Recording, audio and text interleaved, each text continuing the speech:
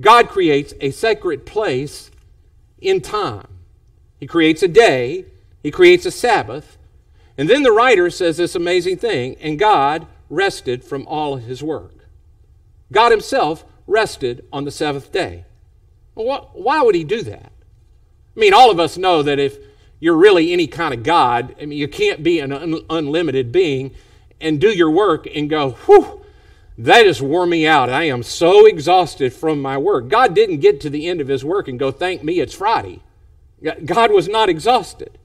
In this, God is demonstrating something.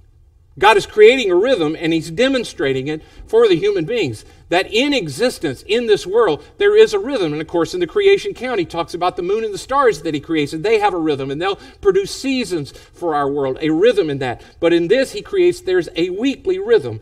In this rhythm, there will be work and rest, there'll be activity and reflection, there'll be production, and then there'll be gratitude. He's saying, you need to remember that you are eternal. Remember that your life is about more than the activity you can cram into it between now and the grave. You are eternal. And as surely as you inhabit this moment right now, you will inhabit every moment of eternity.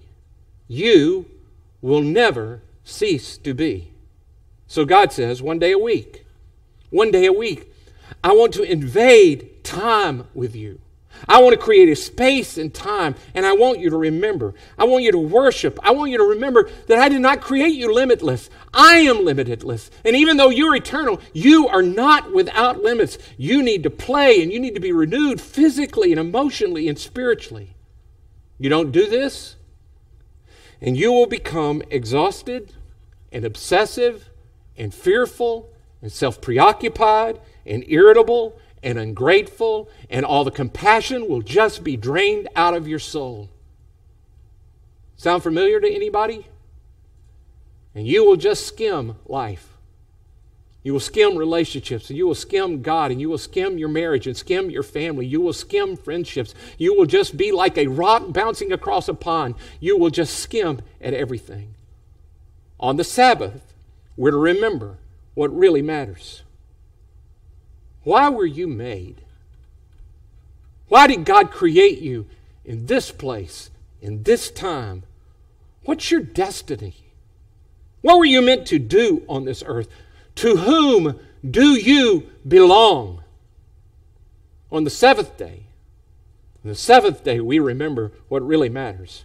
On the seventh day, you remember who you are and whose you are. On the seventh day, you remember for God's sake and for your sake, you remember why you were put on this earth. On the seventh day, you remember that God put a seed of eternity in you, and you are an eternal being, and you will inhabit every moment of eternity. Now, your life is not just about what you can do between now and the grave. You are an eternal being.